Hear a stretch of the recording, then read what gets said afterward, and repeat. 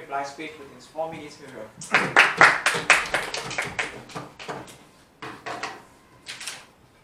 Thank you. Government won this debate for two reasons. Number one, due to weak defense of the dysfunctional status quo.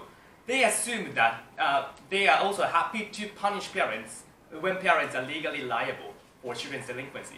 Let's take a look at the reality of juvenile delinquency. In vast majority of cases, parents are not even prosecuted in the first place because that's what the status quo and the system is. Therefore, on top of existing mechanism, we allow parents to take voluntarily responsibility in order to accelerate compensation for society, accelerate compensation victims, and that's exactly what we're proposing in this debate. Moreover, they haven't really explained the mechanism by which the existing rehabilitation program reduces recidivism or accelerates rehabilitation. And that's the first point of information that I asked the leader of opposition very kindly. They neglected and they abandoned the responsibility to answer this question. The only response from their side of the house is, let's be comparative. Yes, boys, let's be comparative. That's what I exactly asked during my point of information. Secondly, their principle is tautological. Their analysis were about parents are different human beings from children, therefore punishment should be differentiated. We accept all the analysis from the other side of the house, that parents are different human beings from children. So what?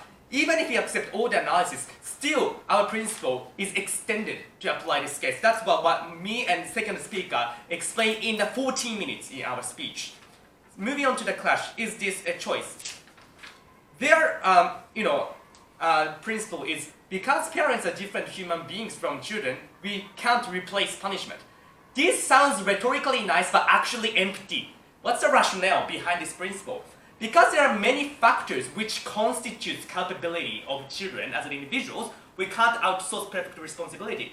Yes, we concede, but what we would like to contend is parenting is one of the largest factors, if not all. Therefore, it is fair that considering the fact that even current civil law already encourage or force or allow parents to make financial compensation is illegitimate to extend this principle to criminal justice system as well. My partner and whip explained that it's impossible for parents to logistically proactively foresee all the consequences. Therefore, it's fair for parents to retrospectively or reactively take some part of responsibility if they're willing to do so.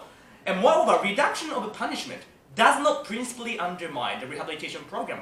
Even in a status quo, when your behavior is good, when you become role model in prisons, then you get out of prison earlier rather than like initial punishment, right? The principal conception behind this system is that it's legitimate to reduce some level and extent of punishment based on circumstances and a level of responsibility. And we allow parents to proximally take over this kind of punishment reduction as a part of parental responsibility. So our principle does not severely undermine current criminal justice system principle.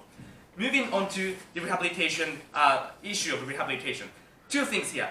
Firstly, we note that children still have to go to rehabilitation center, but that's still going to happen under our side of the house as well. Like children, it's not like children can escape from any legal consequences. They still have to go to counseling center. They still have to go to the education program. On top of that, parents are able to jointly take responsibility. This kind of a collective mechanism is what facilitates rehabilitation program. This also has great effect for victims as well, because victims witness family collectively take constructive attitude to overcome the tragedy that they committed to the families. This kind of apologetic and constructive attitude is what reduces victims' emotional suffering. This is not perfect, but at least some cases we are able to reduce the suffering and misery that the victim's family have to undergo. The criminal justice system has to maximize the chances in which victims' feeling is accelerated as much as possible. That is what we propose. Thank you. Now all the speeches are over. Thank you for your cooperation. So please